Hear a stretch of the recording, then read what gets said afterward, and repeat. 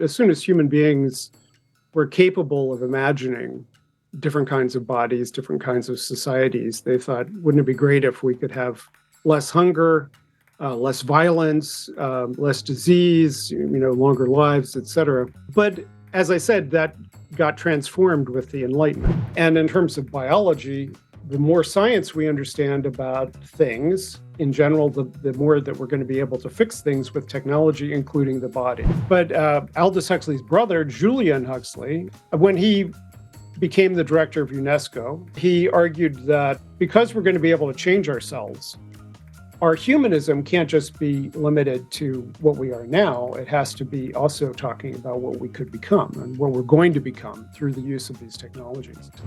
Things are going to get smaller, smarter, and faster in general. That we're going to have, there's going to continue to be miniaturization of computer chips, which will, for instance, enable certain kinds of nanotechnology that will be able to synthesize what we're learning from bioengineering, from the ways that cells and viruses work with nanotechnology.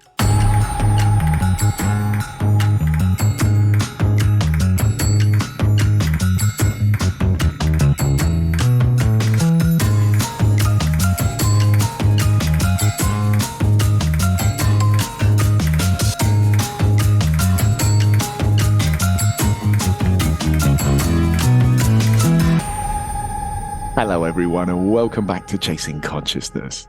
So today we have the tricky and somewhat taboo topic of how to ethically guide the ever-increasing application of transhumanist technologies. Now, with the recent advances in biotechnology and some technologies already making their way into our bodies, it seems that the move towards a transhumanist vision of how to improve our standard of living is already well underway. So the question now is, how do we educate the public and legislate tech corporations and governments to be sure that people's mental and physical health, their access to opportunities and personal freedoms are not being compromised in this gold rush? Now, fortunately, our guest today is a sociologist and bioethicist with over 25 years of debating exactly these kind of questions. He's the executive director of the Institute for Ethics and Emerging Technologies, or the IEET, and he's the associate provost for institutional research and assessment and planning at the University of Massachusetts in Boston. He is, of course, James Hughes, a Buddhist and techno-optimist. He was executive director for the World Transhumanist Organization from 2004 to 2006, and he argues for a democratic transhumanism, in which human enhancement technologies should only be allowed if available to everyone, with respect for the rights of the individual to control their own body. He's the writer of many articles and papers, and the author of the book Citizen Cyborg: Why Democratic Societies Must Respond to the Redesigned Human of the Future. And he's currently working on another book about moral enhancement, tentatively titled Cyborg Buddha, using neurotechnology to become better people. Now, a brief apology to those of you watching on YouTube for the lack of video feed on the host during this interview. You'll only see James Hughes, which may turn out for the better. Now, being a techno-optimist and futurist myself, yet extremely cautious of mankind's reckless and often blind curiosity when developing technology, I felt it was an important time to look into the ethics and the policy development of transhumanism. So without further ado, let's go.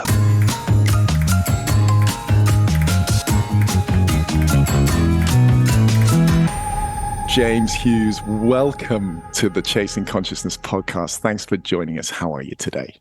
Very good. How are you? I'm very, very good, and really, really excited to talk about this tough topic, because I think I think by talking about it, we can really come to terms with our fears about it, and also all the benefits as well. Now, James, before we get there, I just love to start by asking my guests about their first big questions when they began reflecting about the world, usually sort of sometime at the beginning of adolescence, maybe as early as 8 or 9 years old. Things that may or may not have played a part in your future choice of career. What sticks out when you think back to that time when you first started thinking about the big questions? Well, the usual story I tell about this is that In high school, I became both a left activist and Buddhist, and in college began to try to figure out how to square those two things, what the relationship between Buddhist spirituality and left politics might be. That led me to Sri Lanka and then to Japan. I ordained as a monk for a while. I studied Zen, tried to figure out if I wanted to be a Buddhist scholar. But eventually the thing that led to a long series of decisions to this was that the Japanese were debating at the time the adoption of brain death as a definition of death, which we had already done in the United States. And that whole question of when does someone have what you need to have in order to have human rights? Because that was a question in the perinatal period around abortion, and it was now a question also around dying. And that led then to a lot of questions about animal rights and questions about robots and aliens and whatever else. And eventually the book Citizen Cyborg that I wrote a while ago. And so, it was really the question of brain death in Japan that I key into all of this. And it was kind of the synthesis of my interest in Buddhist, the epistemology of the self in Buddhism and also in politics. Were there any foreshadows of that as you sort of approached adolescence at 8, 9, 10 years old? Were there any early thoughts where you just suddenly had a bit of an aha moment? Well, yeah, to push it back further, I was diagnosed as ADD in first grade, or ADHD, and was put on stimulant medication, eventually learned to read in about the third grade. And the first thing that I started to read was science fiction. Tom Swift Jr. and things like that. And my father was a bit of a futurist and subscribed me to the Futurist magazine. So science fiction and futurism were early influences on my life. And of course, once I began to think about these questions of the future of the self and who has rights and bioethics, the questions that really grabbed me were these emerging technology, futuristic questions. Mm. And that brings us greatly onto the main topic of today. How do we ethically guide our species' inevitable transition, a transition that's already started into a transhumanist future, where our scientific and technological advances will start to become a physical part of our biological bodies? Now, I can just imagine some of my audience sort of squirming a little just to hear these words, as for some, this very word transhumanist has become a sort of symbol of this very worrying possible future, so much so that many would just like to avoid transhumanism happening altogether. Now, whilst being an understandable approach, and listeners, you can be sure that I wouldn't be making this show if I didn't share this sort of knee-jerk reaction that we really need to talk about this urgently. But at the same time, I just don't want to throw the baby out with the bathwater. And like with the pros and cons of questionable past and current technologies like smartphones or social media, we should begin this process of legislating against the negative outcomes before companies develop what they want just for profit rather than for any well-being motive. And then if we need to campaign or protest, then we should do it in this nuanced, sort of data-led, institution-engaging way if we're going to meet with anything except dismissal by big tech and government. Now, as a liberal, and as a techno-optimist, James, with a background in sociology and ethics, you're the ideal person to discuss this minefield with. So perhaps we can start there, because this kind of campaigning and awareness raising is exactly what your Institute for Ethics and Emerging Technologies is doing, right? I mean, tell us about the organization and this tough job of promoting benefits whilst calling out negative downsides. Well, the IET was founded almost 20 years ago now, and we were an outgrowth of the World Transhumanist Association, although we have attempted to brand ourselves in a slightly more specific way, which we call ourselves a techno-progressive institute. Transhumanism, let's start there, that transhumanism is the belief that we will be able to transcend certain limitations of the human body and mind using technology, and that people should have a right to explore those possibilities. And then you can get into all the regulatory discussion. Techno-progressives tend to be the folks who agree with those two things, but think that we need to have a lot of attention paid to the equity outcomes, the outcomes for liberty, to make sure that society remains liberal and democratic. So there are a lot of different political views within the transhumanist movement and the proto-transhumanist movement, which I would say goes back at least 200 years. And we identify with the left-leaning ones within that tradition. We also were specific in the IET, the Institute for Ethics and Emerging Technologies. When we started, we really wanted to focus on near-term policy questions. So some people in this movement are really utopian, millennial, or even apocalyptic. They're looking towards the far future or towards artificial general intelligence, things which we don't have yet, and trying to think about the outcomes there. And we don't think that those are irrelevant questions, and we think that a lot of those things are probably coming sooner than people expect.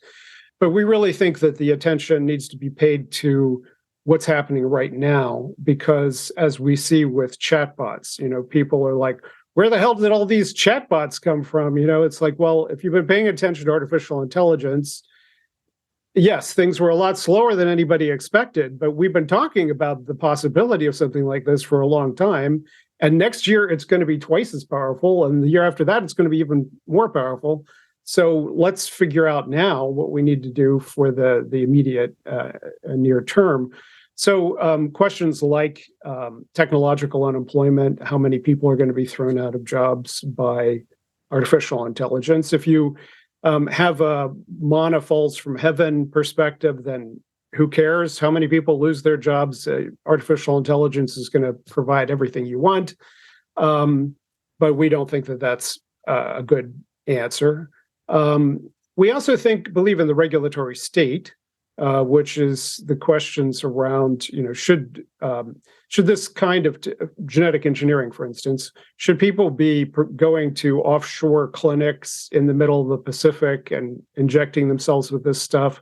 Or is this something that we want everyone to have access to through universal healthcare systems? Those kinds of questions are what motivate us.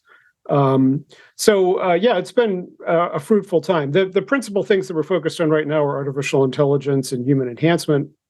We've also worked with science fiction writers and television script writers and people like that around questions of the biases that get entered into those kinds of popular media presentations of the future, and trying to convince people that they don't have to assume that, like the classic horror movie of you get a transplanted eye from a murderer and suddenly you see all of their murders or something like that. Well, does that mean that we shouldn't have transplanted eyes? I mean, so, those kinds of tropes.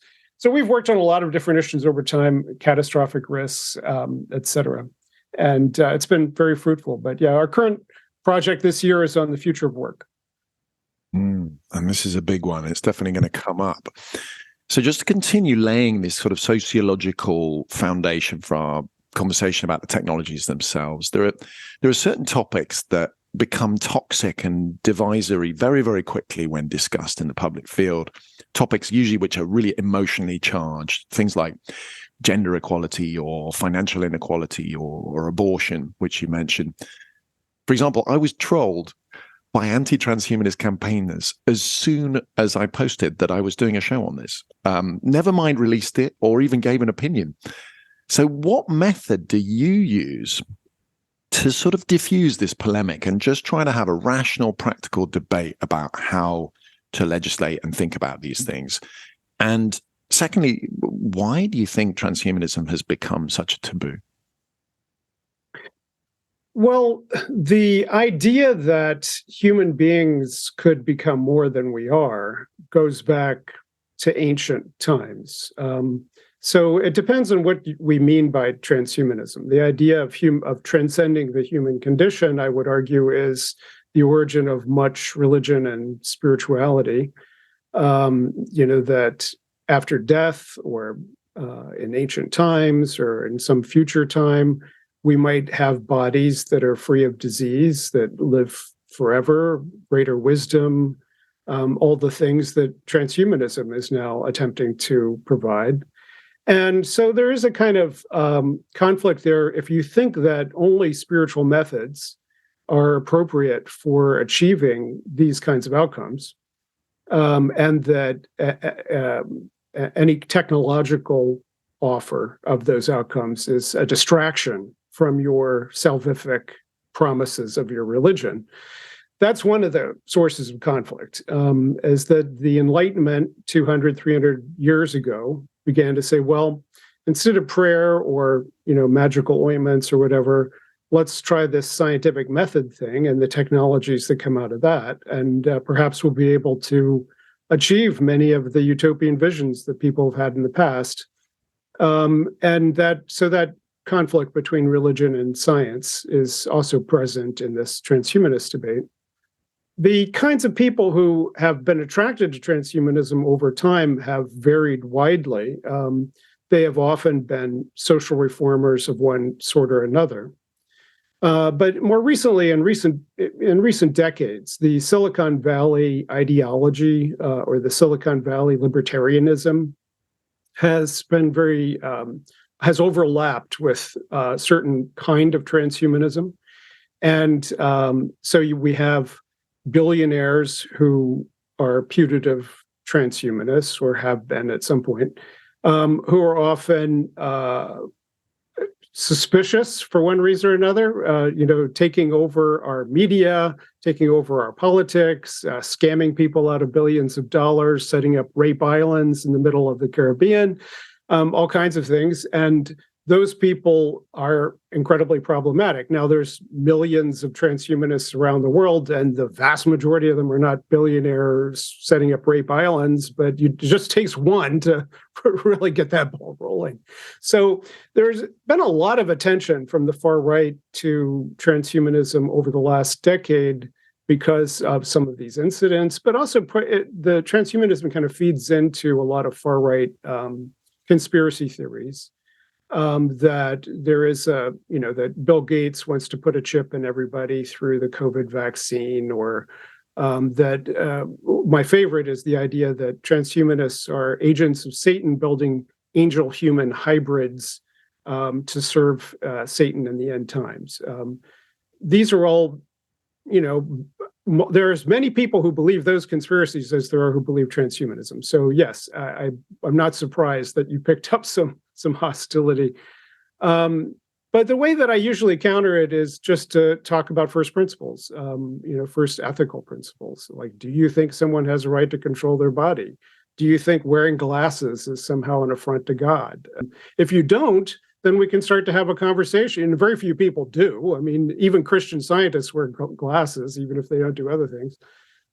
So usually just by saying, look, what if we're not talking about immortality? What if we're just talking about an extra 10 years of life? Or talking about allowing people to choose when they die, right? Which is, I'm not interested in forcing anybody to live forever. I'm just only want to give people the option to choose when they die.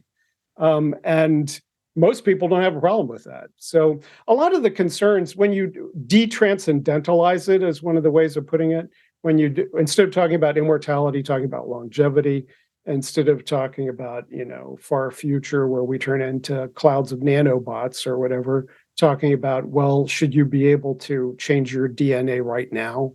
Those kinds of questions are a lot easier for people to deal with. So we're kind of sort of helping people to ground it in a something visualizable in the near term helps. Yeah. Now, James, before we get into transhumanism and this roadmap of technologies that are being projected by futurists with their various risks and benefits, I want to explore this important idea that it's not the technology itself that's potentially harmful, but the way we humans develop, legislate for, or use that technology. And AI is a really good example here in the news right now.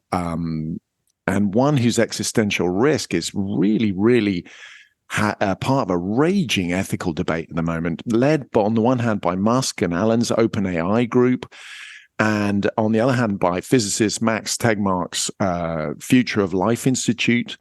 Obviously, there's other people involved in that as well, but I'm a huge fan of Max Tegmark. Now, Max Tegmark points out this really obvious truth that it's not the technology that's the risk, but how we humans permit it to be used.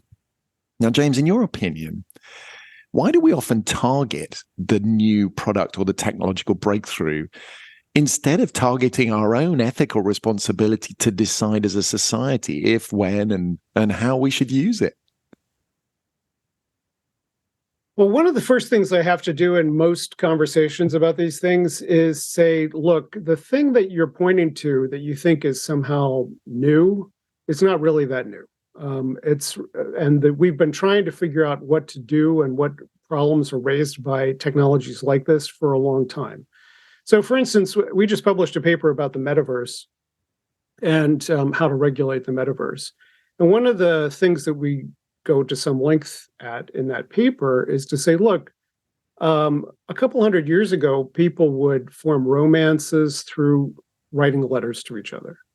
And no one today would say that, oh, how alienated, how terrible that people would fall in love through words as opposed to being in the physical presence of one another, right?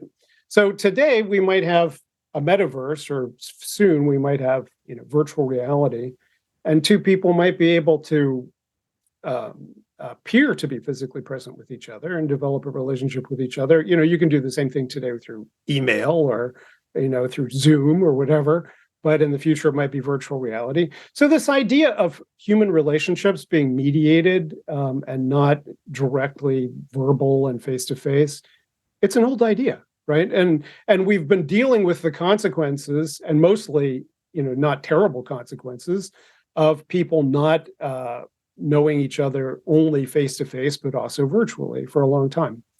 So trying to show people that there are these continuities, all the regulatory and internet regulation questions that have been posed for the last 30 years will also apply to things like the metaverse. Similarly with genetic engineering, I mean, when CRISPR was invented, which is this new technology that's much more powerful for editing genes, when CRISPR first came out, and when cloning first appeared, with cloning of Dolly the sheep, people were like, well, hold on, who's been talking? We haven't thought about this yet. We don't know what to think about cloning. It's like, well, if you paid attention, people have been arguing about cloning for a long time because the idea is not new. And the questions of cloning aren't that new. We've had twins forever, and twins aren't that new. So, just showing people that there are these continuities is an important step. The question of whether technology is itself inscribed with good or bad outcomes, I think is an important one. And I'm a sociologist, and so I'm going to equivocate on this because it is a complicated question. I think you can definitely see ways that certain technologies, the way that certain technologies get rolled out is because of the kinds of interests that were behind that kind of technology. A classic example is nuclear power versus solar power. Nuclear power requires a strong state and is a highly centralized industry, and solar power will be very decentralized, and it's harder to make a profit off of it. So why do we have more reliance on nuclear than on solar? That could be one of the sources of the explanation. So does that mean that nuclear power is inherently bad? No, but it does mean that society chose one technological path versus another. Cars versus trains is another example, because of certain decisions. And if a car, if you go to one country and cars don't have airbags, and you go to another and they do have airbags, the airbag is an ethical decision of that society about whether to require that cars be safer or not. And so the airbag itself has an ethics implicit in it. But in general, I would say the question that we pose is, for a lot of these technologies that people are worried about, emerging technologies, they're like, let's just ban that until we all have a good think about it. And we're like, well, instead of just banning things, which is probably not going to work and have some negative consequences, let's talk about how to democratize and improve that technology. So with genetic enhancement or genetic engineering of the body, most of the genetic therapies right now are non-controversial because they're therapies for different kinds of diseases. But you say we have a gene therapy for making you taller or something like that, something that's not medical. And there are certain risks associated with it. Then the question is, well, does it fit within our existing way of regulating technology? Are there ways that certain cosmetic treatments, for instance, are they subject to regulation or not? And if they are not, then perhaps this should not be. And if they are, that should be subject to the same regulations, right? So showing people that we already have a lot of the tools that we need to ensure that something is safe.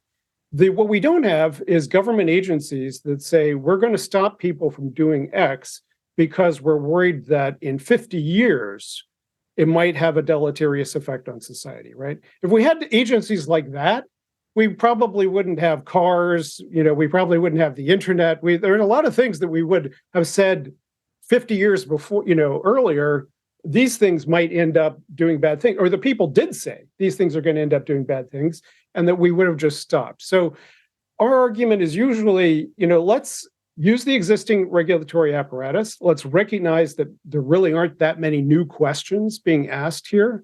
And let's let people make choices. Once we've proven that things are relatively safe and effective, let's let people make choices and see what happens. And if we need to regulate then we'll know better.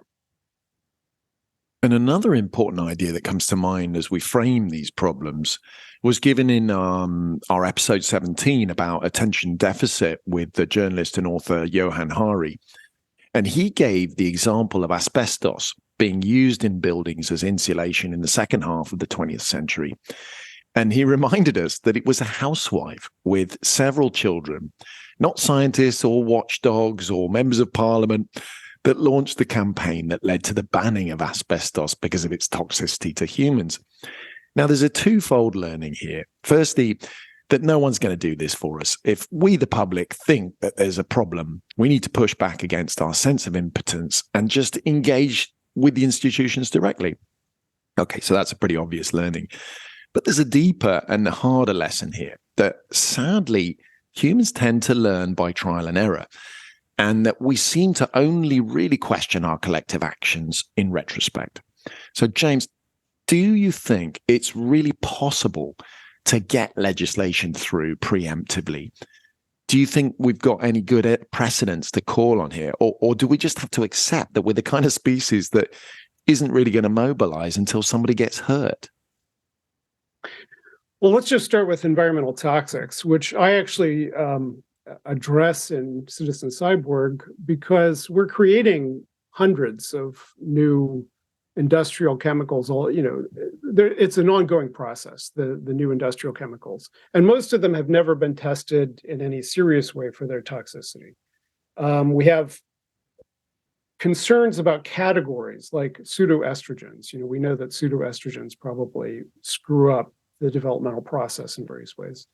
But yeah, and trying to figure out the precautionary principle is the idea that you would say ahead of time, we will not allow the use of any novel industrial chemical until it's been extensively tested.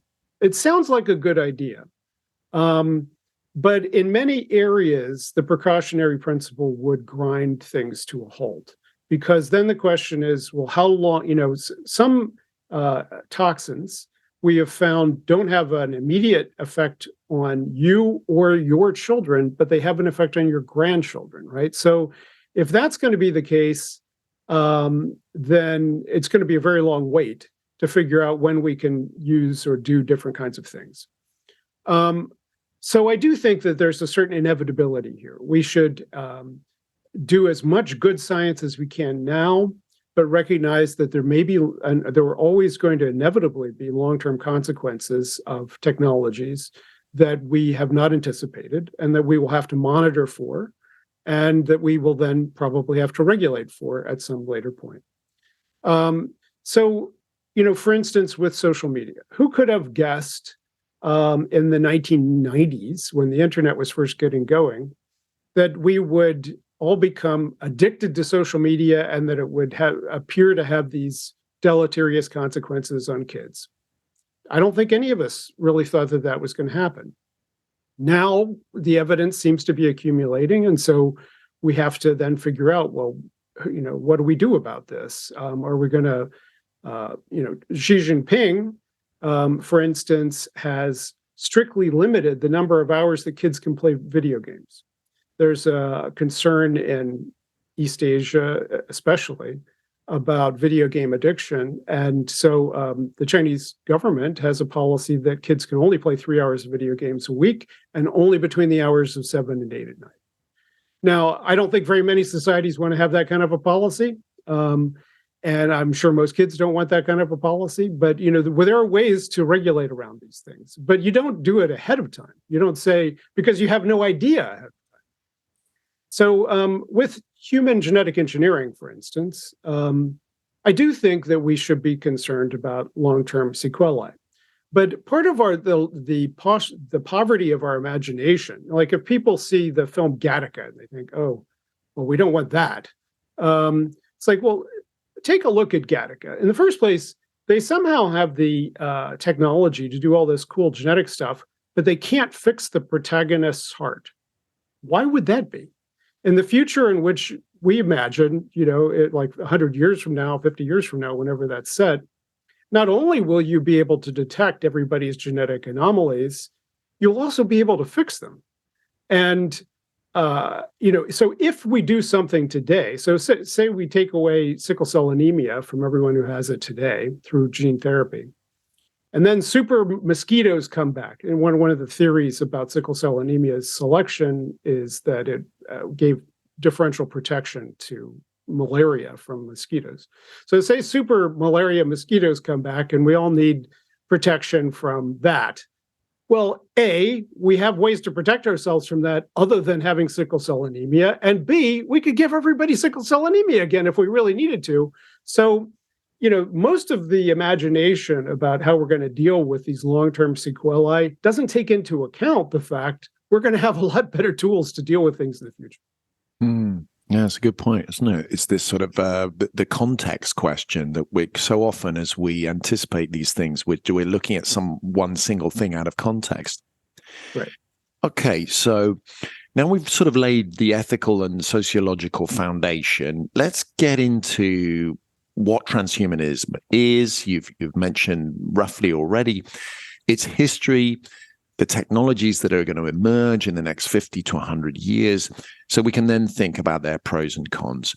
Now, can you start telling us about the interesting history and how biologist Julian Huxley coined the terms in the 1950s, how futurist authors and theorists then went on to develop the idea, and then eventually the sort of creation of this World Transhumanist Association in 1998? Sure. I usually start the story, as I've already mentioned, with the origins of symbolic thought, because I think as soon as human beings were capable of imagining different kinds of bodies, different kinds of societies, they thought, wouldn't it be great if we could have less hunger, less violence, less disease, longer lives, etc. But as I said, that got transformed with the Enlightenment. The Enlightenment came along and said a lot of these utopian aspirations, these eschatological aspirations about the coming of Jesus or whatever, could be understood as utopian aspirations of transforming society. And in terms of biology, the more science we understand about things in general, the more that we're going to be able to fix things with technology, including the body. So 200 years ago, 250 years ago, you see people begin to write in the broad Enlightenment about immortalism, for instance, that, eventually this science stuff that we're doing, it's going to fix death. It's going to get rid of unnecessary work, et cetera, et cetera. So proto-transhumanism really has its origins in the 1700s with these Enlightenment thinkers. And then you have the 19th century, different kinds of utopian movements get going, the socialist movement, the feminist movement, but also public health and various ways of understanding scientific utopianism and progress. And in the 20th century, you begin to have the biological sciences really take on some utopian dimension. So as you said, the Haldanes, JBS Haldane was one of the people who really got the ball rolling. He started to write in the 1920s about what we would now call genetic engineering and artificial wombs. Some of his writing provoked Aldous Huxley enough to write Brave New World, but there were many people thinking about these things in England at the time. And there was books, series, and pamphlets and lectures and everything like that. They didn't call it transhumanism yet. But Aldous Huxley's brother, Julian Huxley, became a prominent humanist writer, as well as also an evolutionary biologist. And when he became the director of UNESCO and was also trying to articulate in the post-war context what the future of the humanist movement might be, he did write an essay about transhumanism in 1956, I guess, where he argued that because of the biological sciences, that humanism would have to, the biological and psychological, he was also interested in psychology, the psychological transformation of mankind. But anyway, the essay says, because we're going to be able to change ourselves, our humanism can't just be limited to what we are now. It has to be also talking about what we could become and what we're going to become through the use of these technologies. So that was an important essay, although it didn't really give rise to the transhumanist movement. It was more rediscovered later. But in the 1990s, or in the 1980s rather, in San Francisco, the kind of post-counterculture folks who would have been saying better living through chemistry in the 1960s, meaning LSD, and people who'd started the Whole Earth Catalog and Kevin Kelly and Wired Magazine. There was a whole milieu of kind of counterculture futurism in California. And some of those folks started the first transhumanist organization, the Extravay Institute, which had a strongly libertarian focus, what we call today libertarian, anarcho-capitalist. And that got the ball rolling when the internet got started, the early 90s, because they had a popular email list. And then people all over the world started to talk about this kind of futurism. And they were calling it transhumanism at that point. And so we began to discover a lot of these proto-transhumanist forebears. But pretty quickly, it became evident that there was a wide variety of views and wide variety of interests around these topics. There were people who were focused, there have always been people in Western culture and in the East as well. I mean, you look at like Chinese culture, there have always been Taoists who have been trying to achieve immortality through, herbal medicines and spirituality and meditation, things like that. So every culture has an immortalist subculture. And in the West, you had seen, in the United States, you had seen the vitamin subculture, the health food subculture, yoga, enemas, spas. There are many different periods and types of longevity-oriented subcultures in the United States. And in the 1990s, these folks, a lot of them began to be influenced by emerging science, which was saying, well, this vitamin doesn't help. This one actually kills you. And this one might help, and et cetera, et cetera. So the longevists began to get attracted to these ideas. You also had the space culture. You had people who had been enthusiasts for exploring space and wanted to set up O'Neill, habitats and things like that. They began to get pulled in. The artificial intelligence and computing communities began to get pulled in because they were naturally interested in the questions of whether artificial intelligence was going to achieve different kinds of things. So many different subcultures that already existed began to get pulled in and connected through the transhumanist movement. And as well as people with wildly different political and religious beliefs. So, for instance, the largest transhumanist organization and most effective, I think, is the Mormon Transhumanist Association, because they believe that transhumanism is the fulfillment of Mormon prophecy. And Mormons are generally well organized anyway. But most transhumanists are atheists or secular. There are ones on the left and the right. So at any rate, I got involved in the 90s. And being a lefty, I was always acutely aware of these political difficulties. But in the late 1990s, the World Transhumanist Association got organized. That was organized by Nick Bostrom and David Pierce. And the WTA attempted, under my tutelage in the early 2000s, when I became executive director, it attempted to become a global confederation of all the different transhumanist organizations with friendly relationships with the Mormons and other groups, affiliated groups, think tanks like the Machine Intelligence Research Institute, and the broader transhumanist community. It's evolved since then. The organization's now called Humanity Plus. But we started IET in 2005, partly because the political diversity within transhumanism was so great that it was really difficult to get anything done, or even write a simple sentence that we could all agree to. So the IET has been a more focused policy and left branch of this phenomenon.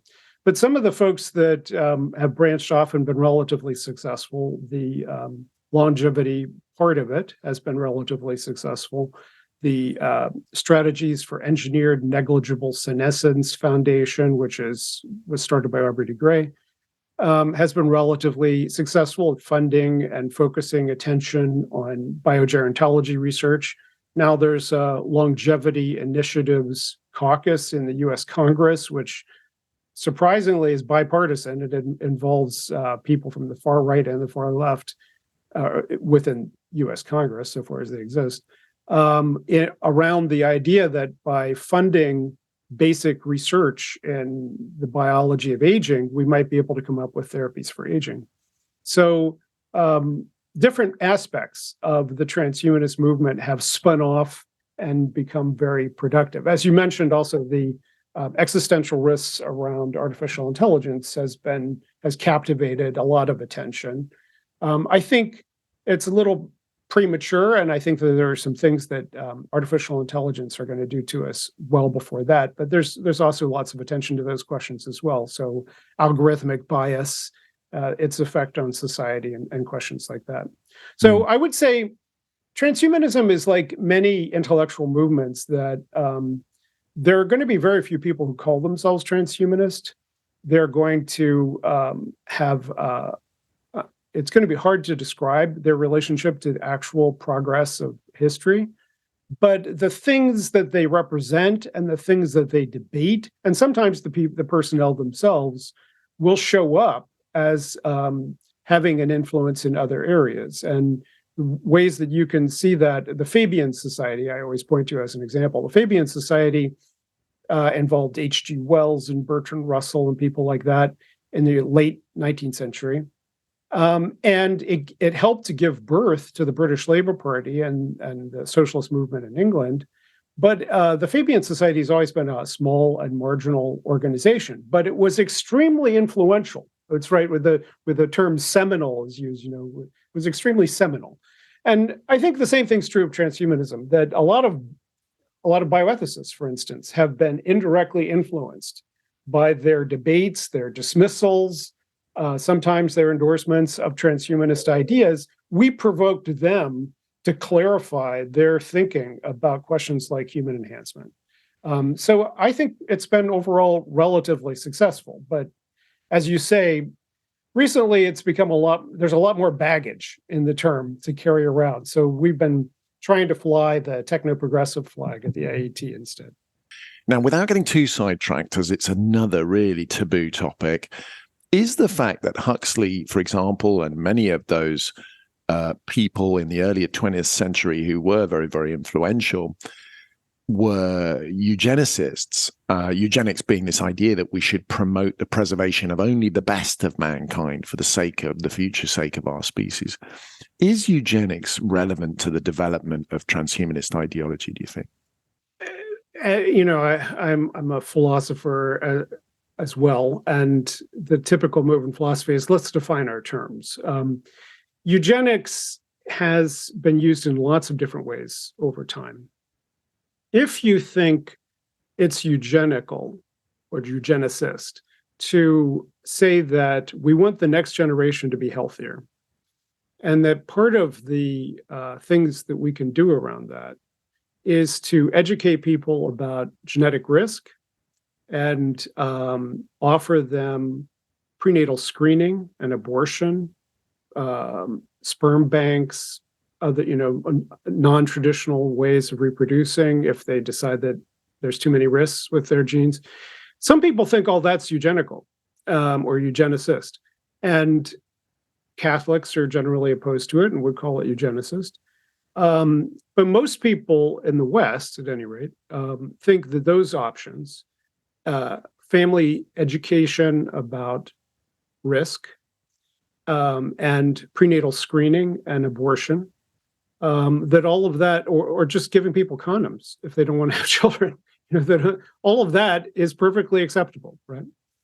Now, the other end, you have pre-World War II, and let's hope it stays pre-World War II, pre-World War II regimes in the United States and in Europe, other countries, that said, if you have X condition, and sometimes the X condition had nothing to do with genetics, if you were poor, if you're, an uneducated, an illiterate woman or something like that, we think you have a genetic risk, and we're going to forcibly sterilize you, murder you, put you in a concentration camp, or otherwise control your reproduction. Of course, that is what is now associated with the term eugenics as well, for understandable reasons. So sometimes in the bioethics domain, we describe the difference as negative eugenics and positive eugenics, or liberal eugenics and non-liberal eugenics. So are we talking about having a government tell people what kind of babies they should have? And if we are, then that's probably the bad kind. And if we're having governments educate people and give them options, and sometimes the exercise of those options lead to fewer kids with Down syndrome or fewer kids with congenital problems of different kinds, that's a different kind of outcome, which we would say is, if you're going to call that eugenics, at least let's call it something like liberal eugenics. But yes, there's a big problem there. Now, the specific history, like I was raised a Unitarian Universalist, which is a liberal Protestant denomination, or it was liberal Protestant denomination. A lot of liberal Protestants were attracted to eugenics in the 1920s. Some of the first eugenic statements in the United States were published by Unitarian ministers. There were eugenicists all the way from the socialist left to the fascist right in the 20s and 30s. And that's because socialists wanted population health. They promoted family planning, they promoted contraception, eventually access to abortion. And they thought that reducing the burdens of poverty on the poor went hand in hand with educating them about how bad it was to have huge families, and also the genetic risks of reproducing if you had certain kinds of anomalies. Now, eventually, those people, the people on the left, after World War II, at any rate, decided that that was not the right way to approach those questions at all. One of those people was J.B.S. Haldane, who in the early 1920s at Oxford, Cambridge, I forget which one, he was associated with the Eugenics Society. By the time it was the late 1920s, he had become a Marxist and decided that that was completely contrary to his politics to argue that the way to fix society was to interfere with people's reproduction. And so he became a harsh critic of eugenics. Now, Julian Huxley had a longer association with Eugenics Society, even after World War II.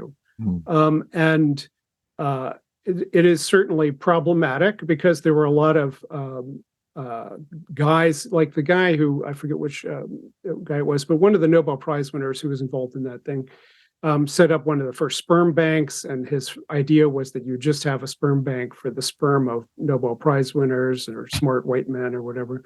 So, distasteful, definitely distasteful. But Julian Huxley never argued for forcible sterilization or concentration camps or anything like that. He was just arguing for basically family planning and prenatal selection at a scale. Now, by the time the 60s rolled around, I think he had stopped associating with eugenicists altogether. Now I want to get into the technologies themselves, this sort of roadmap that we can just help the listeners follow so they can get a sense of where the markets are going to take us. Now, in some way, this transhumanist transition's already started. We've got hearing aids, we've got pacemakers, we've now got smart false limbs that interface directly with the nervous system. They're already in the market and they're already in people's bodies. Now, James, let's trace this timeline forward through AI, through the metaverse and the brain-computer interfaces, into gene editing and nanotech and androids, and then on into these more fantastical possibilities like sort of backing up brains for possible reanimation, whether in robot bodies or cloned bodies of that dead person that's been cryonically frozen, and then on to the ultimate stage, the singularity, when humanity and artificial intelligence and these robot elements sort of merge into a single post-human species. Now, we don't have time to cover all of them, much as I'd love to, but let's just cover the most ethically challenging in an attempt to think about the best way to sort of legislate for this.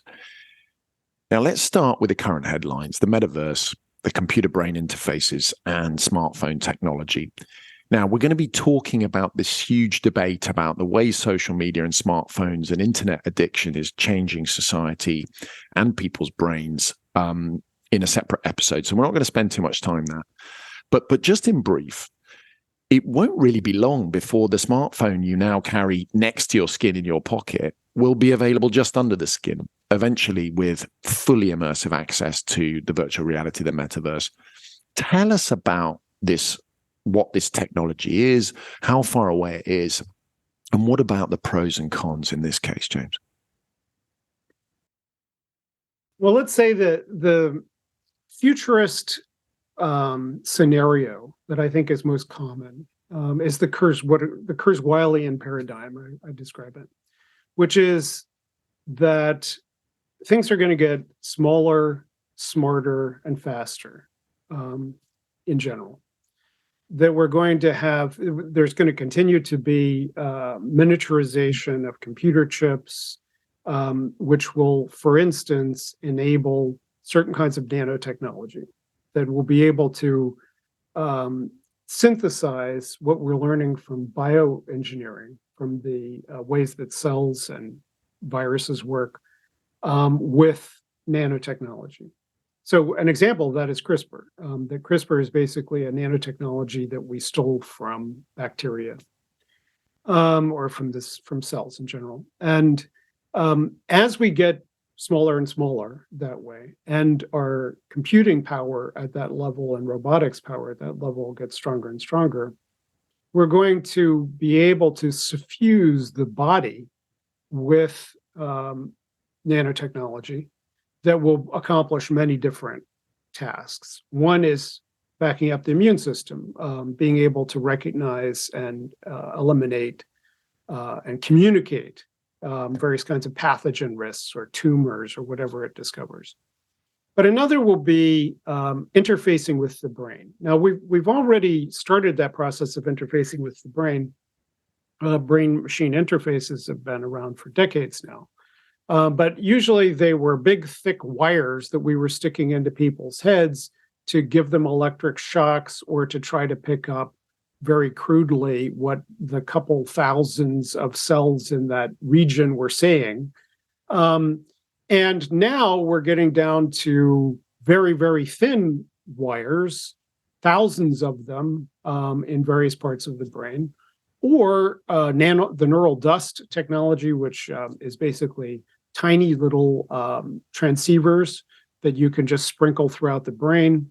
And that's just where we're at now. And as we go further with this kind of nano technological innovation and the synthesis of biotechnology with nanotechnology, we expect that we will have more and more robust ways of interfacing with the brain. Now, how long it's going to take for memories, for instance, to be recorded and backed up. Let's just take one simple application. We have in rodents, we've been able to remove the hippocampus and replace it with a computer chip that appears to do a lot of the same things, the hippocampus being central to memory. So we know that in principle, this is going to be possible to replace or supplement various parts of brain function with these nanotechnological backups or brain-machine interfaces or whatever.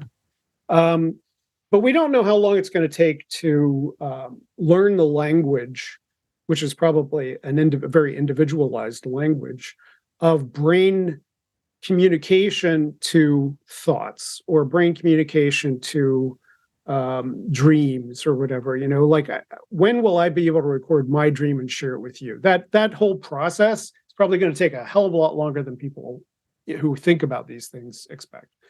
But we think that we'll eventually end up there. But so assuming that we're going to end up someplace like that, and that's where we can talk about what it would mean to record a person's life, experiences, personality, et cetera, back it up, and then be able to instantiate it in some other medium, either put it into a new body with some brain that could download it, or boot it up in a computer or something like that. Those are the kinds of uploading scenarios that people imagine. It's going to take a while. But in the meantime, what we're going to have is increasingly powerful exocortex, where we talk about our cell phone, our laptop.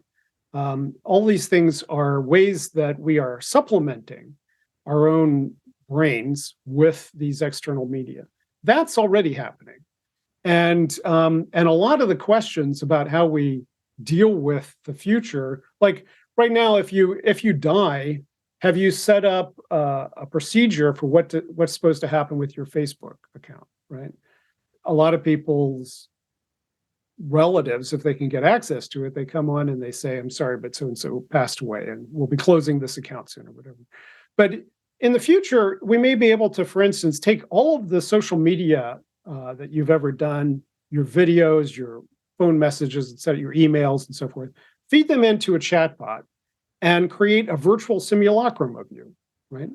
And that simulacrum could then be a comfort or perhaps a chilling reminder or whatever. Maybe they don't want it, but it could be one of the things that you have for your descendants and for the people who want to continue to be interacting with you in some way. So I think there's some proximate questions, even if we can't back up and download the entire consciousness yet, which I do think we eventually will, because I don't think there's nothing, the principal question there is there anything magical in there? Is there anything supernatural? If it's not, if it's just atoms doing atom things, then eventually we'll be able to figure out what those things are and create some kind of simulacrum of them. It won't be exactly, something booted up in a computer is never going to be exactly the same as what's booted up in meat, but close enough. So I do think we're eventually going to get there, but there are a lot of proximate questions about what we do as we get there. So before we get to that sort of slightly further in the future thing, I just wanted to think a little bit more about the metaverse and this idea of communications technology being installed in the body. We're seeing a lot of isolation and disconnection and a sort of disillusion with conventional reality through the use of smartphones and social media addiction just on its own. So isn't the metaverse itself, whether direct into the brain or not, a further direct threat to this, to the fabric of our society? And as people will exist more and more online and in virtual reality, perhaps tell us about the positives first, because it sounds like this paper really delves into how we're going to deal with the fallout from this. And then we can sort of see if we're able to isolate them from these really quite clear negatives. Well, I don't agree that there are clear negatives, but yeah, I don't think there are any. I'm curious to get an evaluation of both sides. It's not that I don't think that there are any. I don't think that the negatives are contingent on the technology. This is often the debate, right? It's like if we have faster cars, should we ban faster cars because they could cause accidents, et cetera, et cetera. It's not the accidents can be solved in many other ways. And anyway, so with the metaverse, I think, yes, the two principal concerns that people have is that the more time we spend in the virtual, which includes what we're doing right now, the less connected we are authentically, right? So I think that's the first part to deconstruct is, I would never have met you face to face, right? But now we know each other to some extent, and we met virtually, and our relationship is a virtual one.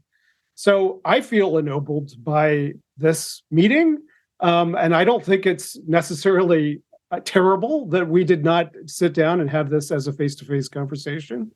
So I expect that that's probably going to be true in the future, that many of that there will be derivative benefits from having virtual associations with people in the world that you never would have otherwise met.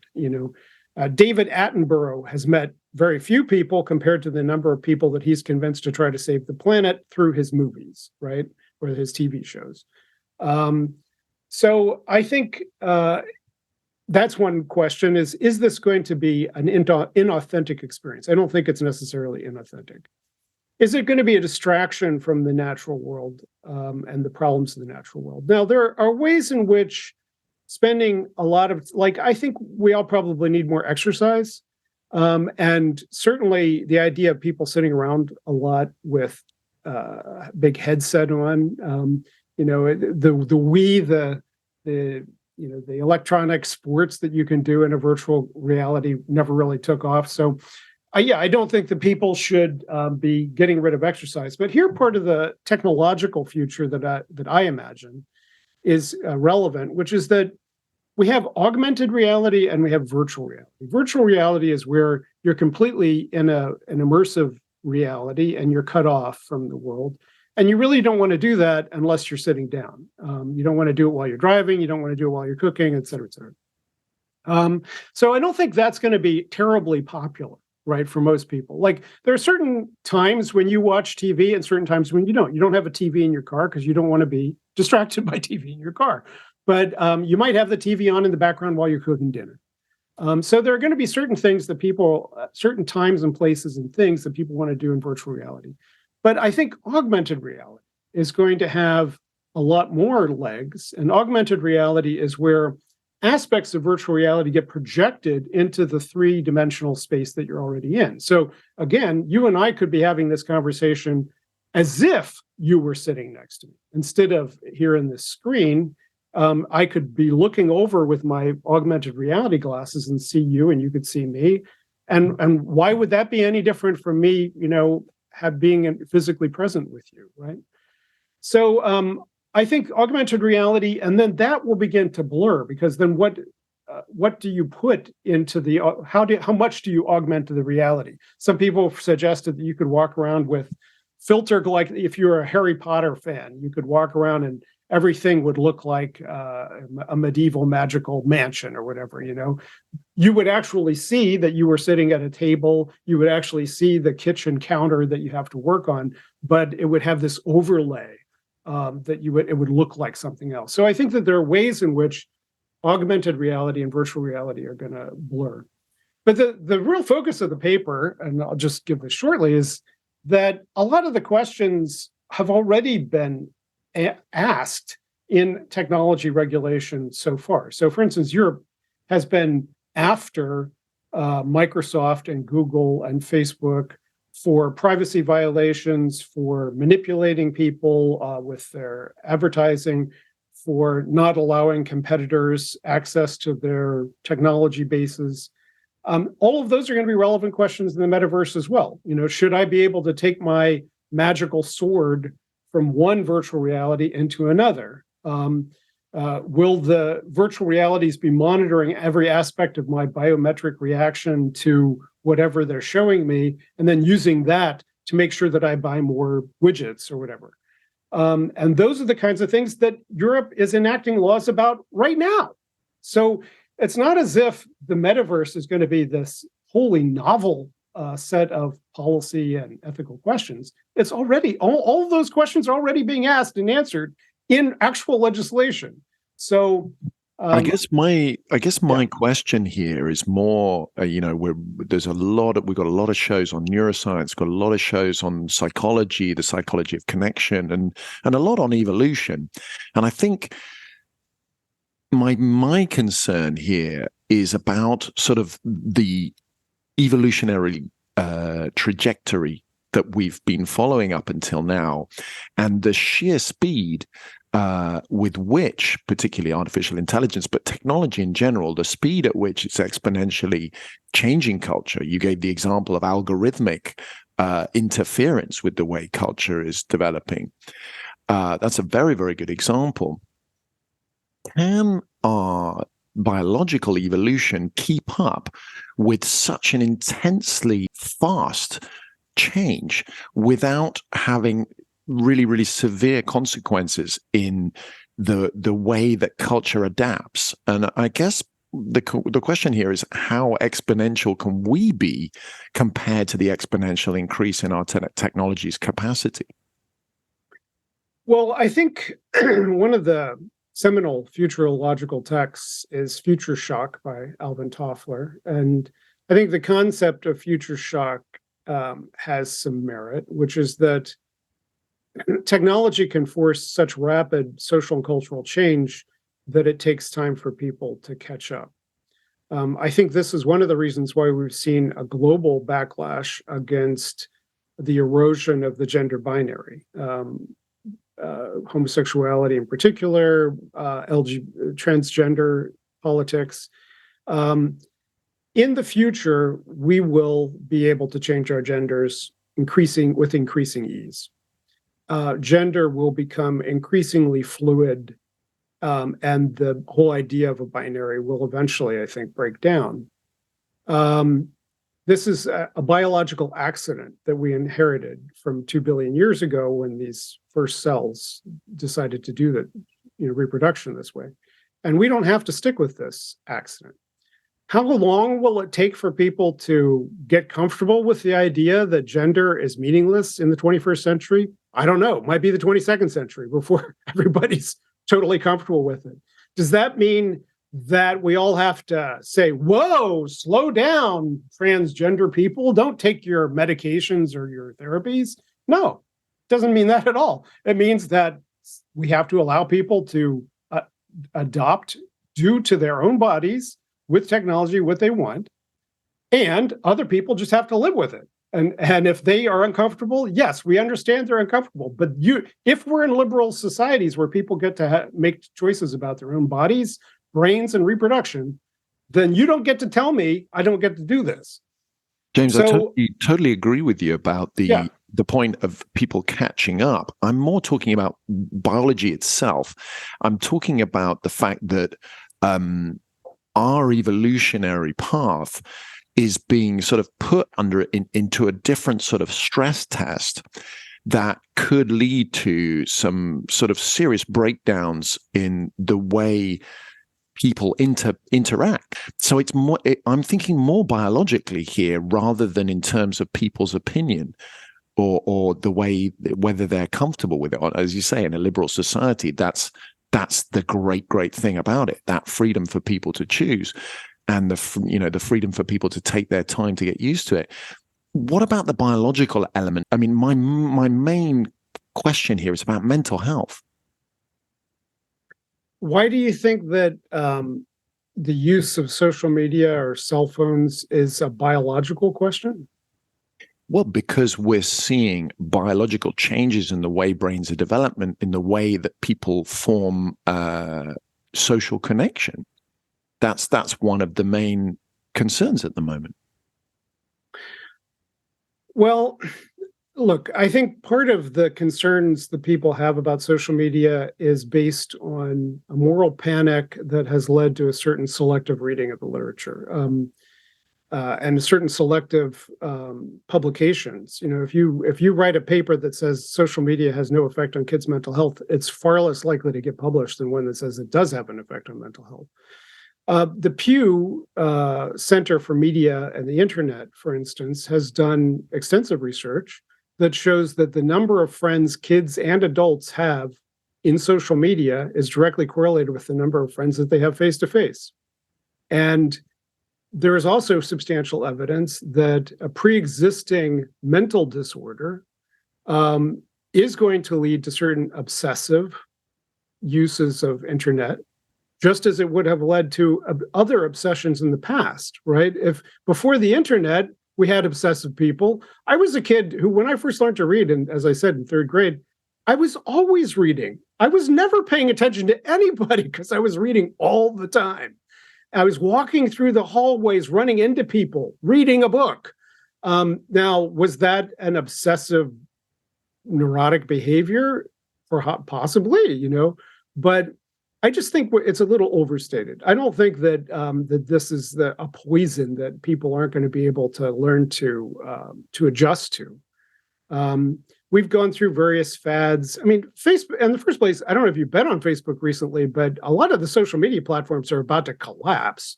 I tried to get on this new Twitter replacement, and it's a total crap. And kids aren't using Facebook anymore. And so to the extent that they use anything, it's Instagram or things like that, or Twitch or something like that. Yeah, there will be fads, and there will be some kids who use it a lot. And those kids, if they weren't on Twitch 8 hours a day, they probably would have been doing something else 8 hours a day, right? So, and the only reason I gave that as an example is because it's in use at the moment, and it's something that we, particularly us parents, are really trying to get our heads around. But don't let your kid do anything for 8 hours a day. That's a good answer, right? It's a very good Buddhist idea there, isn't it? All in good measure. But the reason I gave that example was just to give this sense of a tension between the far faster ability for technology to develop than the evolutionary capacity of the body to catch up. But there are, that again is, could easily be in question with the speed to which epigenetics has been proven to be adaptable. We've got neuroplasticity. We've got a great show on neuroplasticity. So I like your pushback there, James. And coming back, well, I mean, I don't dismiss it out of hand. And the reason that I would be open to this question is because I do think we're going to increasingly understand the brain and have increasingly powerful addictive substances, addictive in various ways. But at the same time, it gets back to this Gattaca question. At the same time that we are understanding the brain and how to create addictive substances, we're also understanding how to fix addiction, right? We now have a number of different promising avenues for creating vaccines for addiction. Now, I wouldn't want to personally take them because I don't want to screw around with my dopamine system to that extent. But if I was addicted to heroin, and the way to stop being addicted to heroin and all of its attendant problems was to take a shot that made it impossible for me to get high off of heroin, which is what we're working on right now. Naltrexone is the alcohol version. You can take buprenorphine is an opiate version. You can take various drugs that block or make you sick if you take your drug of choice. I think that's probably going to be increasingly common in the future. And as we become more and more capable of making people addicted to things, we need to be able to fix them as well. I mean, you mentioned there this thing of not letting your kid do anything for 8 hours a day, even sport or whatever. There are addictions to all kinds of things, aren't there? But let's imagine that if we're thinking about, let's say, the metaverse, potentially the metaverse experience through a computer brain interface that could completely cut us off from a desire to interact in the real world because it's so compelling, because it's so colorful, because it's designed to really draw you in and keep you engaged. Well, do you remember Pokemon Go? Yeah. Yeah, so Pokemon Go was an example of what I think is going to be far more, people who during this last year when metaverse hype was very very extreme because of Meta and Zuckerberg's shift. People were buying these helmets and saying, "Okay, what's the big deal here?" And they would play games for a couple hours and then go, "You know what? Wearing a helmet on my head for 2 hours and sitting on the couch is not really that engaging." So the hype disappeared. But Pokemon Go suggests how it could, in fact, become part of our future, which is that Pokemon Go was like geolocated augmented reality out there that required you to go walk around in a park in order to collect your Pokemon. Now that I think has legs as a way that this technology develops in the future. And yes, there will be other things added to it, as I was talking about earlier. But I don't think that the idea of being alienated because you see an imaginary Pokemon in the middle of your yard is the same as what you're worried about, of people just sitting on a couch 24 hours a day with a thing on their head.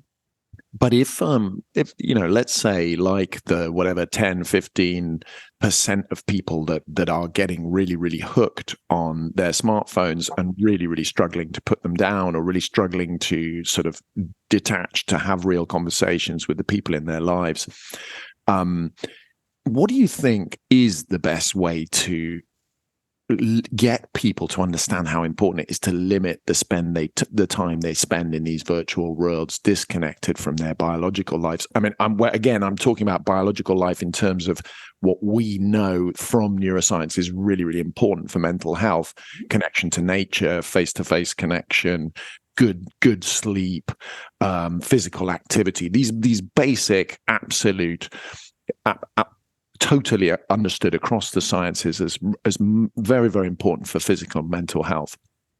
How would you suggest that we get the public to see the importance of limiting that time without getting into a sort of nanny state reminiscent of China, as you mentioned before? Well, I've already mentioned the idea of the exocortex. I've been a biological self-monitorer for, I don't know, 15 years now. I guess I've been wearing various devices. And one of the things that it contributed to was me completely giving up alcohol, because just by looking at my resting heart rate, I could tell when I drank alcohol and when I hadn't. There were certain, it wasn't that I was drinking to excess and blacking out or anything. It was just, I could notice that, I wasn't able to get to where I wanted to with some of my health goals because of alcohol. I think increasingly we're going to have tools which monitor us and tell us ways that we could improve our behavior. And so in terms of exercise, this has been a motivator for me to exercise. And I know it's not true for everyone. There's a lot of research now on biological self-monitoring and whether getting nagged by your device is actually that effective. And it's not effective for everybody. But if it's not effective for you to tell yourself to exercise more, then it's probably not going to be effective to do anything else to get you to exercise, right? Even in we know very, very clearly that the social media algorithms, for example, are really geared towards maximizing engagement. Presumably, the fully immersive metaverse version will be very, very similar. How do you think your average person with limited self-control is going to fare against the kind of very, very effective and stimulating engagement methodologies? Well, yes, as we call it, surveillance capitalism, people making a profit off of your attention economy or monetizing your attention exhaust, or however you want to frame it. But again, this is a question we're already dealing with. Should we allow TikTok in the first place because it's bad for kids? Should we allow TikTok because it might be influencing our kids to become, supporters of the CCP? We're debating all these questions already. The European Union, in its efforts to regulate the metaverse and algorithms in general, just adopted the AI Act, and it categorizes algorithms in terms of their risks. And one of the things that the European Union is already giving regulatory attention to is attempts to hypercharge influence algorithms to get you to do certain things, right? They want to strictly limit the kinds of information that companies can collect about you and the kinds of things they can do to influence you in your purchase choices in particular. So we're already working on it. It's, and those things are going to be directly applicable to the metaverse. Okay, well, that's a good sign, isn't it? Okay, what about coming back momentarily to computer brain interfaces? As you mentioned, they were up and running as long ago as the 80s, which I really hadn't appreciated until a guest told me here on the show. Now, according to Musk, who's been working really hard on this with his Neurolink company, not without setbacks, it has to be said, but very promising results. According to him, the problem isn't the Neuralink itself, but the bandwidth to make it work anywhere across the planet. Hence his Starlink project of beaming Wi-Fi down from space, eventually giving us this permanent bandwidth that will allow us to have these AI companions Neuralinked into the brain. Tell us about the pros and cons here. What there's not many cons coming up in the conversation so far, James. I can see that you're a great fan of all these technologies, but try and do due diligence and give us both sides of the coin here. Well, every technology has a hype cycle, and many technologies get adopted before they should because we are so enthusiastic about them. An example is when the first European-trained modern physicians came back to the United States in the middle of the 19th century and said, hey, in Europe, they're using forceps and surgery to deliver babies. We should do that here.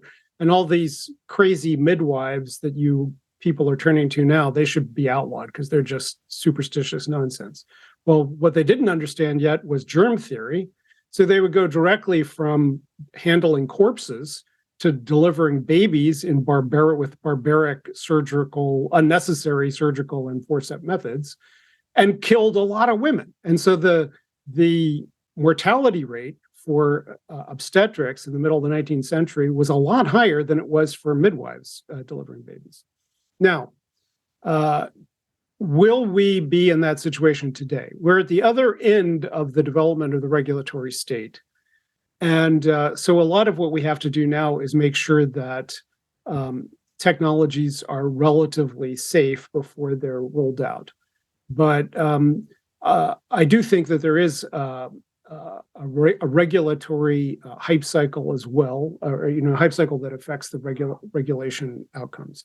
With Musk, his appeal to the FDA, or his proposal to the FDA that he was ready to start doing human trials, was just turned down.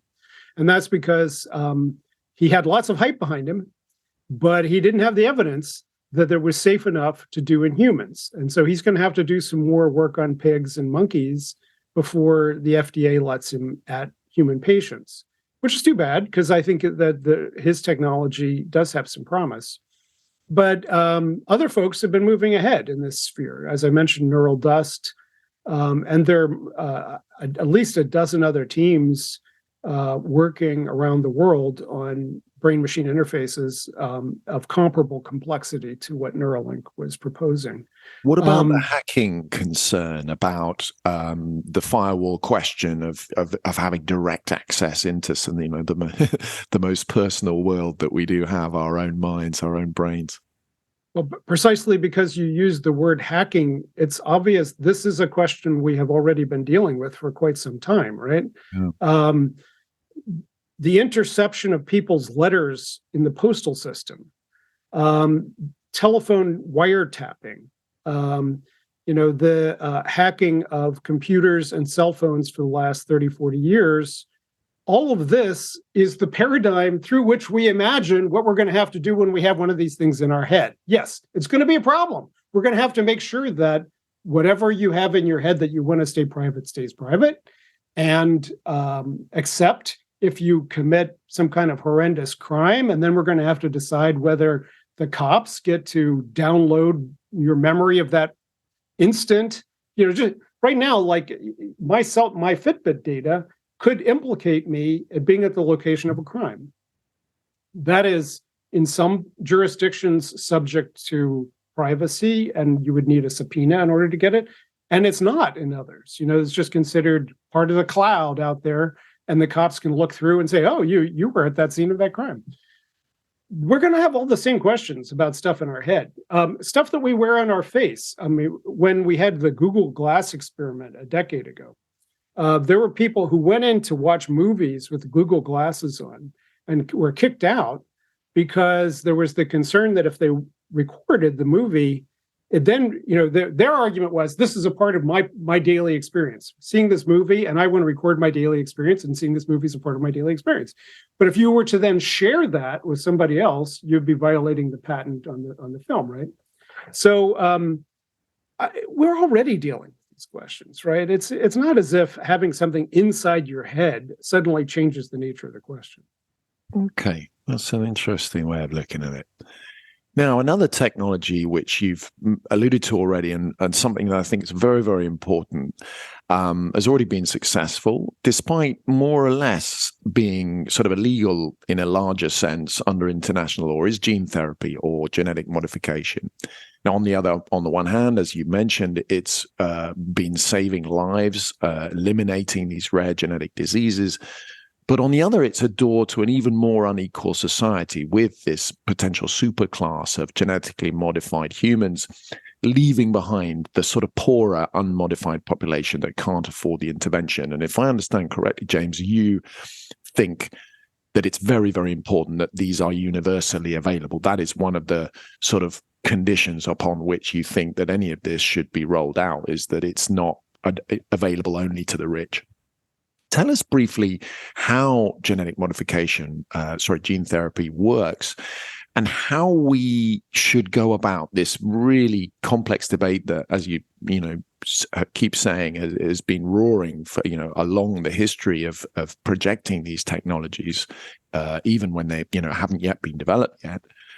How do we walk this tightrope between the extreme benefits and the extraordinary risks of even greater inequality if rolled out to the general public? Well, let me say first that I consider the world to already be immorally unequal, regardless of what effect future technologies have. Absolutely. And that there is a strong moral case for radical redistribution of wealth and power in our world. Has been for a while, a long time, several thousand years, as a matter of fact. And we don't always have the political institutions to accomplish it in the past, but we do today, and we should take the wealth away from billionaires and do better things with it than they're doing with it. So, okay, let's start there. In terms of genetic engineering, however, there's basically two distinctions that we typically make in this domain. One is changing the body in non-reproductive ways and changing it in ways that will affect reproduction. So that's called somatic and heritable. Somatic means, if I have cystic fibrosis or something and I take a gene therapy and it just affects my lungs or my blood or whatever, but not my reproductive tissue, then I could still have children and they could have cystic fibrosis even though I cured myself. So that's somatic therapy. And reproductive therapy would be if I take that therapy and it gets into my testicles, or if I intentionally change my sperm so that my children will not have cystic fibrosis, that would be an inheritable disorder, because then their children wouldn't have it and their children wouldn't have it and their children. The other distinction we make is between therapeutic and enhancement. and this gets into this general question, what is the line between therapy and enhancement? But say, cystic fibrosis, that's a therapeutic enhancement. But say I wanted my kids to have the benefit of additional resistance to cancer, which is prevalent in my family.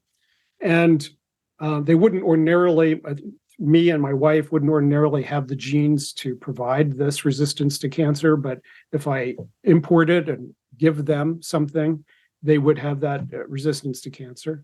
Now, I could give it to them after they're born, and that would be a somatic therapy, or I could give it to them when they're a ball of cells, and then that would be in all of their tissues in their body, including their reproductive tissues, and that would be an inheritable change.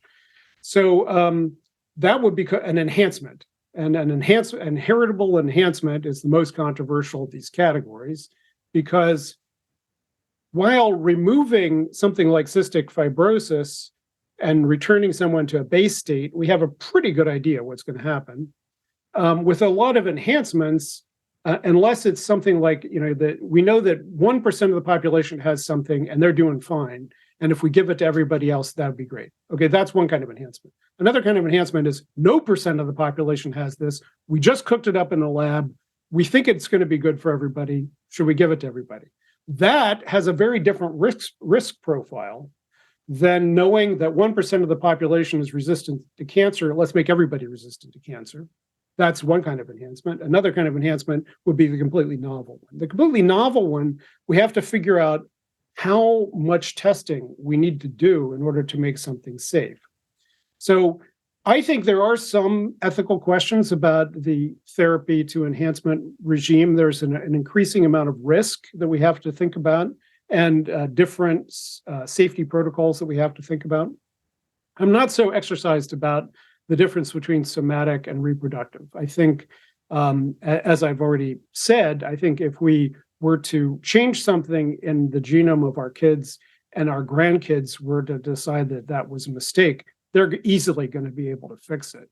It's not going to be like the technology is not going to just disappear somehow. So that's one thing. Now, when we get to the equality question, yes, we live in an unequal world. It's unequal between countries. It's unequal within countries. We have a super rich class of people some of whom are interested in these technologies. And if there's a technology that gives you a super advantage in society and that costs $1 billion, I have no problem saying that technology should be banned. I do not think billionaires should have access to Lex Luthor billion IQs that can only be bought with $1 billion, right? That if anybody's going to have access to that, it should be under strict state supervision of some kind. Most of the things we're not talking about are not like that. In fact, none of them are like that, right? Except tanks and nuclear weapons. Those are superpowered technologies, and I only want governments to have them, right? I don't want billionaires to be able to buy tanks and nuclear weapons. But most of the technologies we're talking about are things that are going to give you differential advantages in life.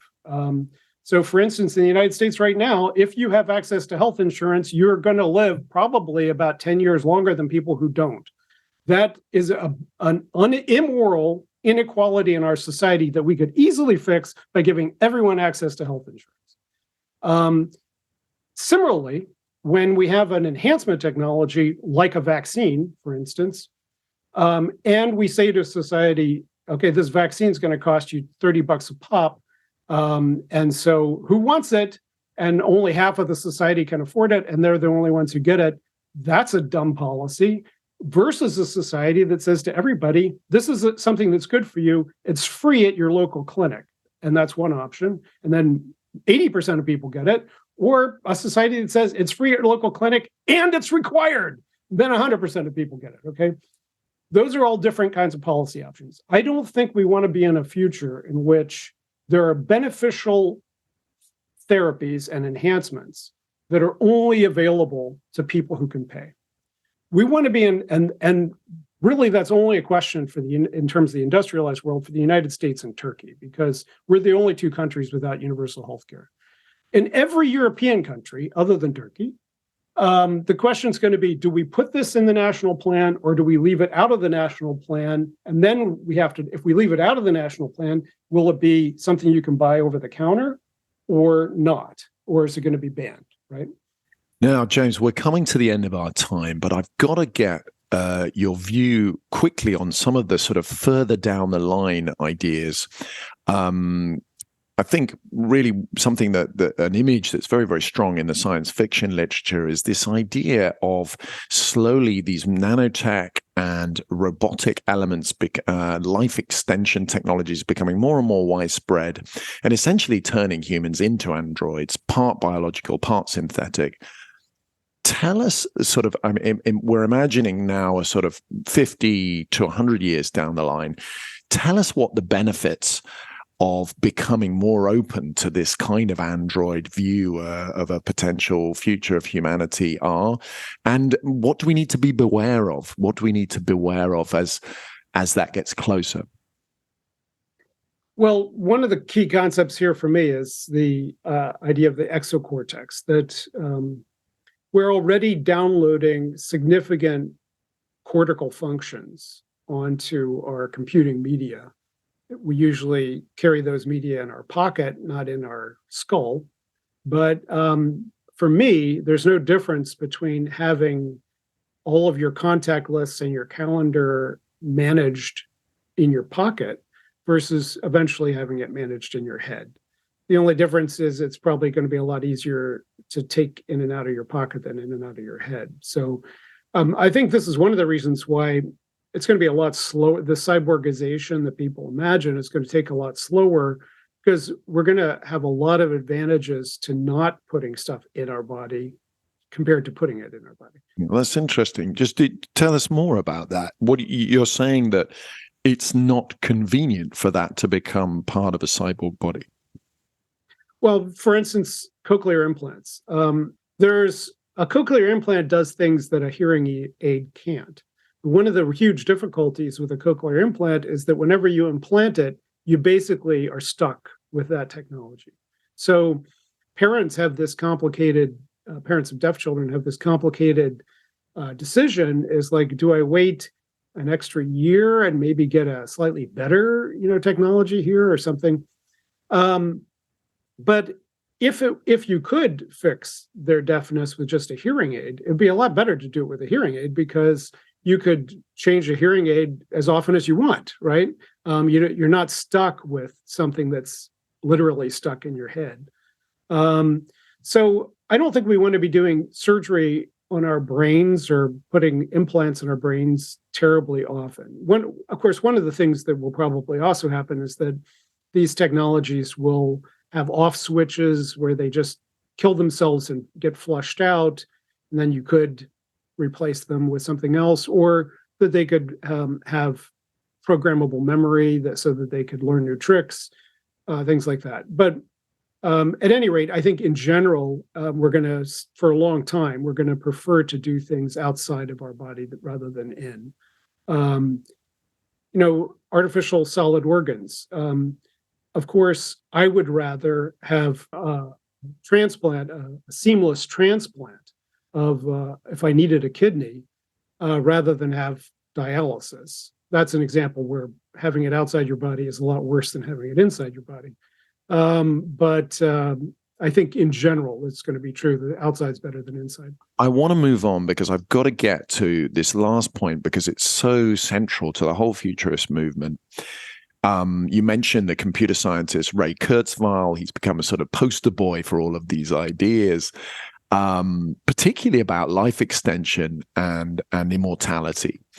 And he argues that it's not only inevitable, but actually this is good for humanity. Now, can you roughly sum up why the folks in the Kurzweil camp think that immortality is a good idea, and why, with your wonderful sort of history of science and spirituality perspective, why we're so obsessed with this idea of cheating death and living forever? Well, let me just say, I'm reading a Chinese novel that's actually got more words in it than the Bible. It's extremely long, called Heaven Official's Blessing. And the protagonist is currently 800 years old, lived a lot of life, had a lot of tragedies, and has finally achieved Zen. And at this age of 800, now that he's a fully enlightened Zen master of some sort, he finally has a sexual relationship with another man and discovers that that's where he was supposed to be all along. But at any rate, the reason I like this, one of the reasons I like this novel, it's got a whole fan culture around it, but one of the reasons I like it is that I've always said that the reason I would like to live longer is that I think it's going to take me a long time to achieve enlightenment. And in general, we know that older people have more life contentment than younger people. So just the life expectancy that we've added in the last century, we went from 40 years of life expectancy to 85 plus years of life expectancy. The years between people who are younger don't understand this usually, but people who are older, once your kids leave home, basically, you get happier and happier because you've lived enough life that you see the vicissitudes of life for what they are, that just kind of daily flux. Not true for everybody, obviously, and of course there are people with depression and so on. But in general, older people are happier. Now, as we get older and older, like into the hundreds, the question then is, how healthy are we going to be? How much pain are we going to be in? No one wants to see a longevist future where people are bedridden for a century. We want health for longer, right? We want a healthy, able body for longer. And in that kind of a future, I think, there's no reason to suspect that it's going to be any different from being like an 80-year-old right now. Most 80-year-olds, show me an 80-year-old who's ambulatory, who doesn't know how to kill themselves. And most of them don't, right? So being of an advanced age, yes, you're sicker, people are dying, you may be in pain. It's still better than being dead. So the question is, I'm not promising that people who live to 150 are all going to be extremely happy. I'm just going to say they will be able to die if they want to. And I suspect that they're all going to, therefore, think that it's better than being dead, to be at whatever condition they're in at 150. Now, the reason I don't like the term immortality, there's two big reasons. One is, I don't think anyone's promising that we can solve the heat death of the universe. So, eventually there's going to be, in 1 trillion years, there's going to be the heat death of the universe, and you're going to be screwed. And although there are people who are thinking about that as well. But the second reason is philosophical and Buddhist, which is that it doesn't make any sense to talk about immortality because you don't exist in the first place. In other words, the longer you live, the more you're going to change and the less you're going to remember about the previous person you were, right? So this is a fundamental Buddhist idea, right? That yes, something may transition from life to life, but guess what? It's not you. It's just a process. And once you liberate yourself from thinking that you are that process, that's when you're going to be truly happy, right? So for me, it's like, I want to live till I realize that. Might take a couple hundred years for me to get to the point where I'm totally copacetic with, I've made my contribution to life. People remember me for what I am. I'm ready to move on to whatever new phase. So anyway, I think our imaginations about immortality are totally screwy and not at all what it's going to be like. Mm.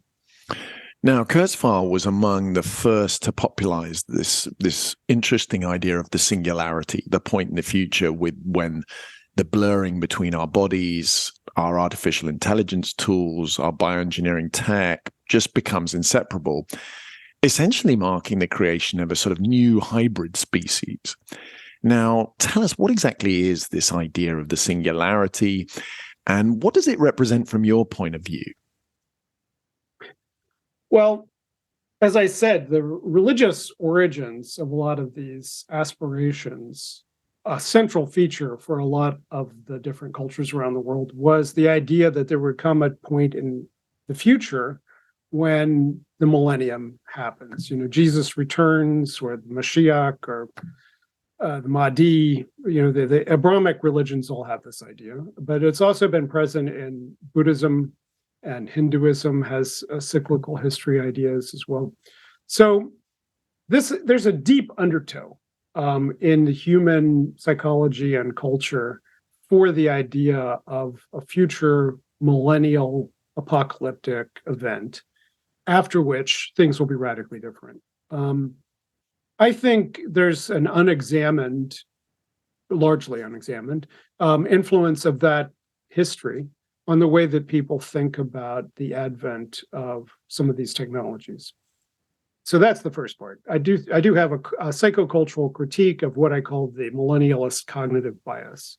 And I don't think it's going to be as abrupt or, and I think that if you find people who think it's absolutely certain that everything's going to turn out great, or people who are absolutely certain everyone's going to die, that those are also reflective of these biases, right? Now, that said, do I think that there's an accelerating tendency in technology? I think that there's some evidence that there is. It's actually slower to get from one side of Manhattan today than it was 100 to the other than it was 100 years ago, right? Thanks to technology in that sense. Right. Thanks to technology. If technology was accelerating in transportation, we would be beyond light speed at this point. But it's not. So not all fields of technology are accelerating at an exponential rate, but some are. And I do think that technology is the principal constraint on human possibility. And the principal disruptor of our cultural and political arrangements. This is a fundamental Marxist point, that as the means of production change, the relations of production and the cultural superstructure that supports it also changes. But it's also a point that many people in social theory and political science accept. So I do think that we're going to have radical change. We're going to have radical changes in technology, and those are going to create radical changes in society. And one of the points of the singularity, the reason it's called a singularity, is that it's a metaphor drawn from black holes, where the event horizon of the singularity is the point at which we don't really know what happens with the laws of physics. We can't really predict what happens when you fall into it. We have some theories about black holes, but the reason that Vernor Vinge called this the singularity is he thought, in particular, the advent of greater than human artificial intelligence, something that was, what that really means is problematic, but greater than human artificial intelligence, that at that point, we wouldn't really know what the future of the human project is, because it would have so many unpredictable consequences. Now, do I accept that there are black swan events in our technological future that will fundamentally upend things? Yes. Do we have a sufficient imagination about where the black swan events in our future are going to come from? No. Do we have a sufficient imagination about how human beings will actually respond to catastrophic events in the future? No. All of that is the real singularity. The real singularity is that it's really hard to predict the future. And anybody who tells you that they can, with absolute certainty say, oh, by 2045, we're going to have an artificial intelligence in a box that's greater than human intelligence, and it will jump out and start building stuff with nanotechnology and be a threat to the human civilization. You are living in a particular science fiction story that I don't buy. I read a lot more science fiction than you do. And I think there's a lot more possibilities than that. Now, I want to wrap it up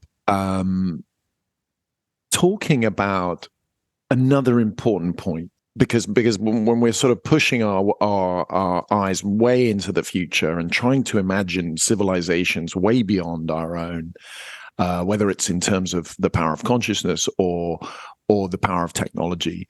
I want to close thinking about the Swedish philosopher Nick Bostrom's idea, who you've collaborated with on many of these existential risks.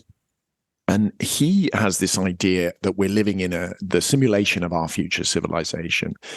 that has destroyed its ecosystem that it depends on for a good quality of life, and is living in this either to sort of project what went wrong, but also just to provide a better quality of life. And I want to just keep that idea in mind whilst connecting it to the ideas of the Russian astronomer Nikolai Kardashev and his scale of civilization's advancement. And he theorizes that this technological development is fundamental to civilization's advances, particularly in this key area of access to energy. Firstly, to maintain itself, but also to integrate the information that it needs from its environment to then further progress. So the question that comes up for me is, what does it take for a civilization developing technology over time, facing these important existential risks from, for example, I don't know, something like nuclear weapons, or you just mentioned killer AI robots, even from the pollution created from this ever-increasing need for energy? What does it take for a civilization to overcome that moment where they may well destroy themselves before progressing any further, in order to get past that into the sort of next level civilizations that Kardashev imagined? Well, I don't know if you're familiar with the idea of esoteric knowledge, but I consider the Fermi paradox debate to be part of the esoteric aspects of transhumanism. In other words, that it's not an easy conversation to have with most people, or to convince them that it's relevant. But if you think that, which I do, and most people involved in science believe, that the universe is capable of supporting many, many different kinds of life and civilizations out there, and the fact that we haven't been able to see anybody else, if you think that those are two relevant facts, and it may be that they exist and we just can't detect them yet, it may be that we're soaking in it and don't realize it, like the simulation hypothesis is an idea that we might actually be in an alien simulation and not even realize it, or they might be all around us in some other way. But if you accept that it doesn't seem like they're around us, and that this is a really huge universe, then you have to believe in a certain fragility of the human experiment. And I think it's extremely sobering. And so the Existential Risk Institute, the various centers, the Future of Life Institute, and so forth, that work on these questions of catastrophic and existential risks to the human race, they're worried about things like asteroids, supervolcanoes, gamma ray bursts, pandemics, war, accidentally nuking yourself with dark matter experiments, whatever it is. And the general hypothesis is maybe one of the reasons why we don't see a lot of life in the universe is because they all reach the stage that we're at, and then that's it. Because once you figure out how to make these toys, you don't survive much longer than that. Now, if that was the case, given the number of species that we think probably exist in the universe or in our galaxy, if that was the case, there probably would still be one that figured it out, right? There would probably still be at least one civilization that was able to get past this level with technology and do something. So I'm not sure that that's the best answer to the Fermi paradox, but it is one. Other people would say, no, the great filter is way before that. It's like we may not. I think that the evidence is accumulating that microbiological life or simpler forms of life are probably ubiquitous in the universe or the galaxy. Although some people worry that maybe the energy and chemical compositions of inner parts of the galaxy are different. Anyway, it's a complicated question, but I think, yes, it is extremely sobering, and it has a direct relevance to transhumanist speculations about the far future. Because how much should we, if the great filter is behind us and we already passed it, if it was becoming multicellular, maybe we don't find much multicellularity in the universe, and we already are multicellular, and now we can just go forth and reproduce. Or maybe it's the evolution of intelligence. Intelligence isn't necessarily an evolutionary advantage, right? So, but once you have it, then you could go forth and anyway. My speculation, James, just to close, is that it's more related to those difficult questions we talked about inequality and about sharing. For me, I think there's a really strong chance that the secret to getting past that is uniting as a single species rather than putting all of that technological innovation into domination and into destroying other members of your own species. Do you think that there could be a question here of collective unity being a key to getting past the technological high point, the destructive tendency? Well, there is a whole domain now in anthropology, sociology of collapse studies. Derek Diamond, is that his name? Anyway, people have been writing books about societies that collapse and why they collapse. One of the things that is consistent correlate of social collapse in human history is the degree of inequality.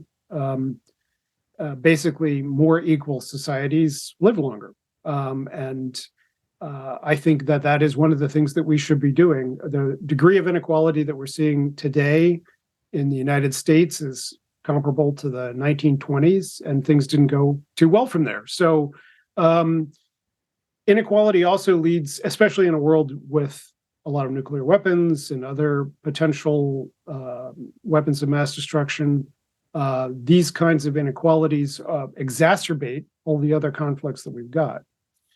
So, but let's go there, which is that I think the principal risk we face right now, in terms of existential risk, is in fact weapons of mass destruction. And the principal way to control weapons of mass destruction is through stronger transnational governance, which has been something that we've been talking about since 19th century, League of Nations, United Nations. Everybody recognizes that we need, for the prevention of existential risk, for coordination of global health, for coordination of trade, climate policy, we need transnational institutions for many different reasons. And collective security assurance is one of those reasons. The wrongful invasion of Iraq, because we said they had them, the attempts to contain Iran and North Korea, now Russia, because they actually do have them. These are all questions that we're dealing with right now. And I think we need stronger transnational governance. And part of what the Ukraine war represents is the West saying, oh yeah, this is why we created NATO. This is why we created the European Union. This is why we created the Atlantic Alliance. This is why in the Pacific, we need to get everybody from India to Japan to start talking about collective security. Those are the institutions which are going to keep us from nuking ourselves. Now, there are many other risks, the ones we've been talking about, cognitive risks, genetic risks, pandemics and public health. All of them require stronger transnational institutions. Well, I think that's a great moment to thank you, James, for being so generous with your time. Listeners, all of the references James has been making to many, many different papers and organizations are going to be in the show notes. So do go off and check that, particularly the IEET, and take a look at some of the important research that they're heading up. And it remains for me just to thank you for your time, James, and wish you all the very, very best. You too. Good luck with the show.